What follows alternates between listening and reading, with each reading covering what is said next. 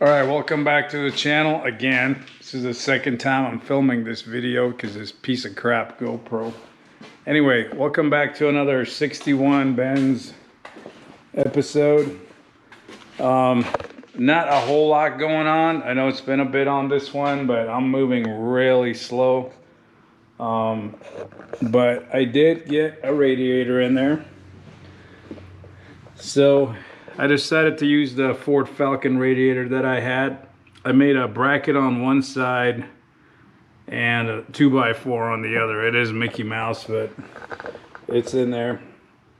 The fan clears it, and it's, you know, pretty solid. I don't have the hoses yet. There's just a quick angle iron bracket that I did on this side. I don't have the hoses. I got to figure out the hose.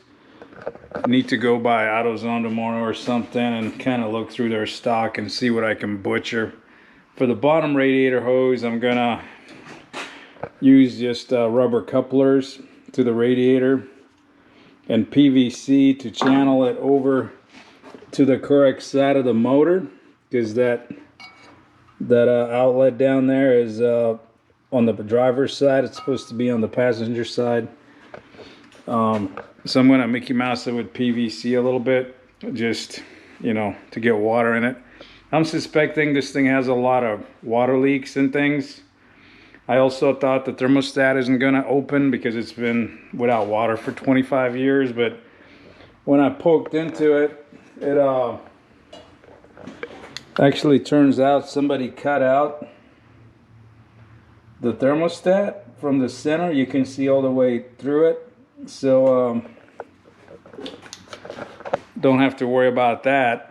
So I'm guessing there's going to be something going on in there, maybe a rusted head gasket or stuff.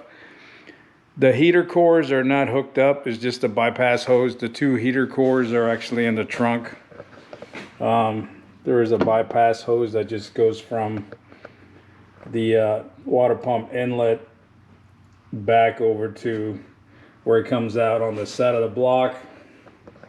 But anyway, and the other thing is I found the original generator, the DC generator or dynamo, for $85 shipped, and it had, the harness was still screwed to it, but they just, like, they cut it off of out of the car. So that tells me that this unit wasn't like pulled because it was bad, it was just salvaged.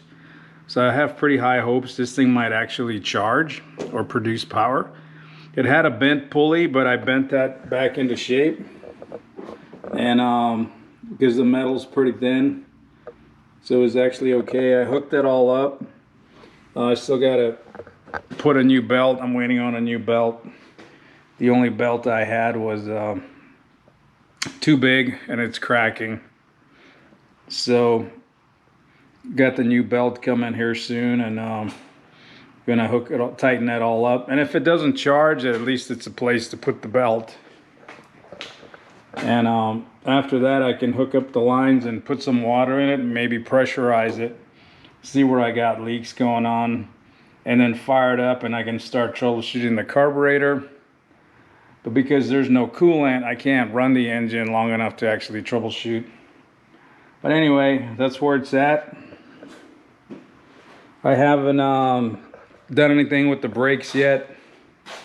Still kind of inventorying parts and gathering part numbers and sources where to get the pieces. And I haven't pulled either one of the master cylinders. I may not even pull them. I might replace all the slaves and just try to pressurize it. So,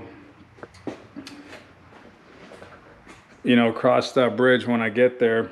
But for now, I want to get it started and running long enough to get it up to temperature and actually troubleshoot the carbs and things, and, you know, figure it out. Once the engine runs good and idles good, I'm going to fix the clutch and get the brakes working, and that way it'll move on its own power around the yard. I really need this thing off the lift. It's taking up space and I can't move it. So anyway, but that's where it's at. Thanks for watching, and until next time.